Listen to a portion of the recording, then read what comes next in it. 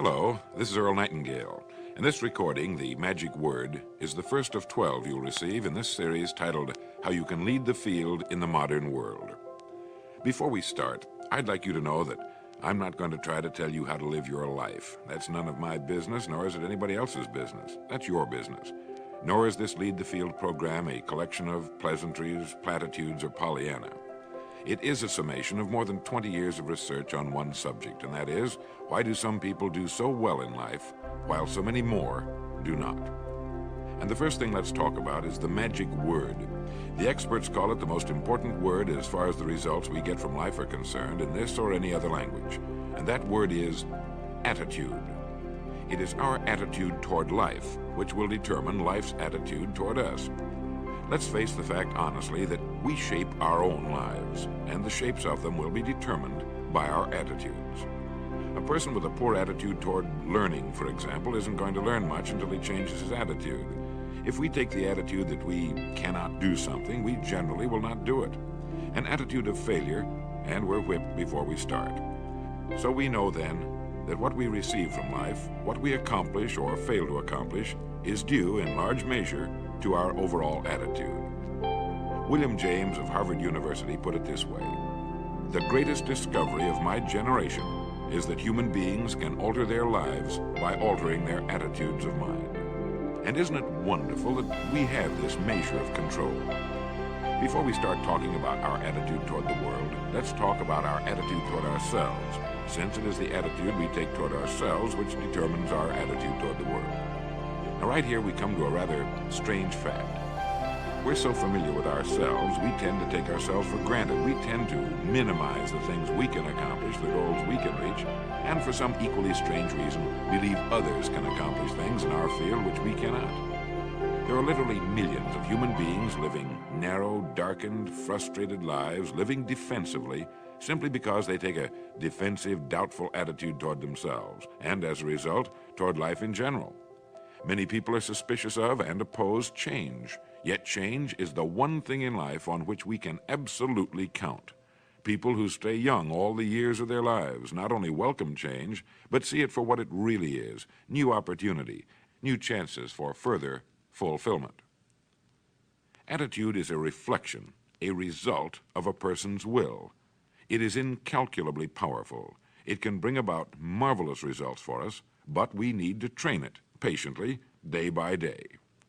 Now let's talk about the attitudes of people who are successful. The top 5% of the people who go sailing through life from one success to another, and who, even when they fail at something, shrug it off and head right out again.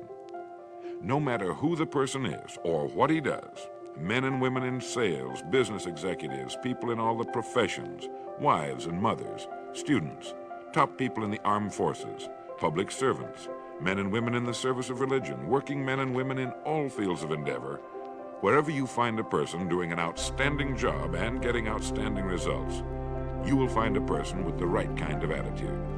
These people take the attitude toward themselves that they can accomplish what they set out to accomplish, that there's no good reason on earth why they can't be competent, successful. They have a healthy attitude toward themselves and, as a result, toward life and the things they want to accomplish. And because of this, they achieve some remarkable things, and they come to be called successful, outstanding, brilliant, lucky, and a lot of other things. They're quite frequently no more brilliant or outstanding than the majority of the people by whom they're surrounded. But they did develop the right attitude, and they found their accomplishments not too difficult, and many times surprisingly easy, simply because it seems that so few are really trying, really believe in themselves. Successful people come in all shapes and sizes and in widely varying degrees of intelligence, background, and so on. But they all have one thing in common. They expect more good out of life than bad. They expect to succeed more than they fail. If you want something worthwhile, take the attitude that there are a lot more reasons why you can have it than there are that you cannot, and set out to earn it. Go after it, work at it, ask for it, and 9 times out of 10, you will get it. Our environment is really a mirror of our mental attitude. If we don't like our environment, we have to change our attitude first. Now, the world plays no favorites. It's impersonal. It doesn't care whether we change or not. Adopting a good, healthy attitude toward life doesn't affect the world and the people in it nearly as much as it affects us. It would be impossible to even estimate the number of jobs which have been lost, the number of promotions missed, the number of sales not made, the number of marriages ruined by poor attitudes. But you can number in the millions the jobs which are held but hated, the marriages which are tolerated but unhappy, all because of people who are waiting for the world and others to change toward them, instead of being big enough and wise enough to at least make a test which will prove beyond any shadow of a doubt where most or at least a big part of the trouble lies. Studies made of the lives of literally thousands of successful people have shown that they radiate confidence, assurance, they expect success, and they get success. You can spot these people by the way they walk, by the way they look and act. You can feel it about them when they enter a room. They may be short and fat, or tall and thin, or any combination in between, but they have about them the attitude of success. In the record Greener Pastures, I'll get into this next statement, but right now I want you to realize, if you don't already, that in 5 years or less, you can get right to the top of the work you're now doing. I know this, but the important question here is, do you know this? The minute you do know it, you'll have this right attitude I'm talking about. The easiest and most effective means of forming a good attitude habit is to begin to act as though you have a good, positive, expectant attitude toward life. That's right. Begin right now to walk, act, and look as though you belong to this group. If you're already in the top 5%, you'll know what I mean. If you've never tried it, you'll be amazed at what happens. Actions trigger feelings, just as feelings trigger actions. Now, let me tell you of a little test you can make which will prove beyond any shadow of a doubt that a good attitude can change a person's life as dramatically as walking from a darkened room into the bright, clear light of day. Not long ago, I read a line which went, "Life is dull only to dull people." This is true, but it also could have read, "Life is interesting only to interesting people," or "Life is successful only to successful people." And what I'm trying to say is that you must first become, mentally, from an attitude standpoint, that which you wish to achieve. A famous restaurateur was being interviewed by a reporter who asked, "When did you become successful?" And he replied, "I was successful when I was sleeping on park benches, because I knew what I wanted to do and that I would do it." In short, his attitude had been one of success, of expecting success, long before the material, the tangible rewards of success had been earned.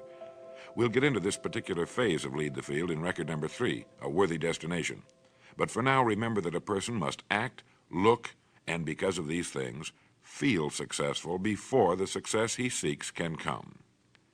Chances are you know people who seem to be what others call lucky. All kinds of good and wonderful things seem to happen to them, and they give the impression of happily sailing through life, having a wonderful time, and getting more accomplished in a year than most people do in 5. This has been figured out fairly scientifically, and if anyone will conscientiously go about the test I'm going to recommend, and stay with it every day for the next 30 days without fail, that person can join this small, happy, and extremely productive group of people. He'll find himself becoming lucky, as they say, and most of his problems will pretty well take care of themselves. Of this you can be sure. The results will be nothing short of amazing. Now, it makes no difference how good a person's attitude has been in the past. Anything can be improved upon, and it's the small refinements upon something already good that makes it great. So here's the test. For the next 30 days, act toward the world, everything and everyone with whom you come in contact, with the attitude which represents the kind of results you want to achieve. That is, if the result you want is more success in what you're doing, act as though you are already in possession of the success you seek. If you want others to treat you with admiration and respect, treat others with admiration and respect first. Have you ever stopped to think of this? Every human being on earth is the most important human being on earth as far as he or she is concerned. You may never get anyone to admit it, but it's a fact. So for the next 30 days, treat every person with whom you come in contact as the most important person on earth, remembering as you do so that as far as that person is concerned, he is. Now, the reason I say treat everyone in this fashion is mainly because this is the way human beings ought to treat each other, and because it will help you form a habit that will bring you amazing and delightful results for the rest of your life. Have you ever noticed that the higher you go in any organization of value, the nicer the people seem to become?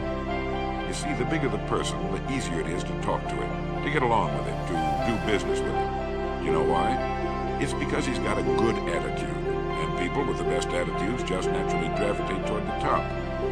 So for 30 days, act toward others in the world at large in exactly the same manner you want the world and others to act toward you. Treat your wife or husband as the person he or she really is, the most important person in your life, and the same with the children. Carry out into the world each morning for 30 days the kind of attitude you would have if you were the most successful human being on earth. And notice how it quickly develops into an habitual attitude. When a person does this, he should realize he has already placed himself on the road to what he seeks. He is right now in the top 5% of the people in this or any other country. He has prepared the ground and planted the seed. He has made of himself a magnet, an embodiment of that which he seeks. Before metal can be cast into a desired shape, the mold, the expectant receptacle, must first be fashioned. Before a building can be erected, the excavation must be made and the foundation laid. And before a person can achieve the kind of life he wants, he must become that kind of individual. He must think, act, talk, walk, and conduct himself in all of his affairs as would the person he wishes to become. He is then actually that person, and the things that person would have and do will naturally come to him. Almost immediately, a change will be noticed. Irritations that used to frustrate and annoy disappear. When some less informed individual gives you a bad time, stay on the track. When someone cuts in front of you with his car or acts in any other manner that shows his ignorance and lack of courtesy, don't permit yourself to drop to his level. Pity him, for that's what he really deserves. That's the very group a person doesn't want to belong to.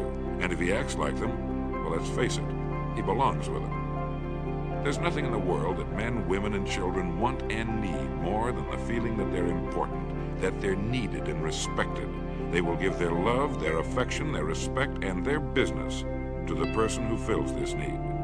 So the magic word is attitude. And in summing up, a few points to keep in mind. 1, it is our attitude at the beginning of a task which, more than anything else, will affect its successful outcome. 2, it is our attitude toward life which determines life's attitude toward us. 3, we are interdependent. It is impossible to succeed without others.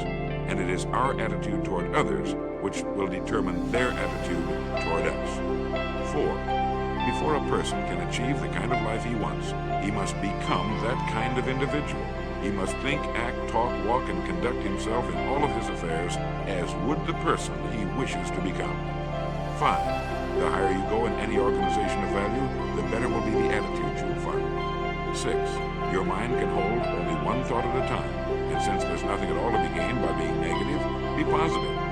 7, the deepest craving of human beings is to be needed, to feel important, to be appreciated. Give it to them, and they'll return it to you. 8, look for the best in new ideas. As someone said, I've never met a person I couldn't learn something from. 9, don't waste valuable time broadcasting personal problems. It probably won't help you. It cannot help others. 10, don't talk about your health unless it's good. 11, radiate the attitude of well-being, of confidence, of a person who knows where he's going. This will inspire those around you, and you'll find good things will begin happening to you. And 12, lastly, for the next 30 days, treat everyone with whom you come in contact as the most important person on earth. If you'll do this for 30 days, you'll do it for the rest of your life. In the next recording, I'll talk to you about greener pastures. But now in closing, remember the words of Walter Dill Scott of Northwestern University. Success or failure in any undertaking is caused more by the mental attitude even than by mental capacities. Thank you.